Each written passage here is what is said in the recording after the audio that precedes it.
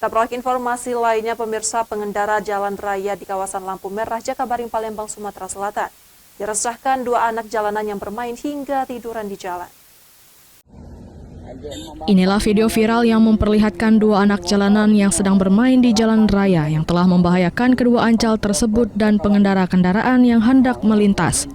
Dalam video yang berdurasi 23 detik tersebut di media sosial, terlihat dua anjal yang masih di bawah umur ini asik bermain di jalan raya, persisnya di Jalan Gubernur Haji Bastari, hingga tak memikirkan keselamatannya. Salah satu pengendara mengatakan kalau dirinya resah dengan para anak jalanan yang kerap kali mengganggu para pengguna jalan. Pihak Pol PP Kota Palembang yang mendapatkan video viral tersebut akan segera melakukan tindakan penertiban kepada anak jalanan yang ada di Kota Palembang, khususnya di persimpangan Lampu Merah. Oh, dia galak makso gitu, Pak. Itu ngamen atau apa, Pak?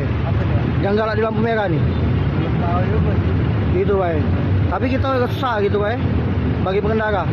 Ya, bagi di Kota Palembang akan melakukan segera mungkin akan melakukan tindakan atas laporan yang viral itu.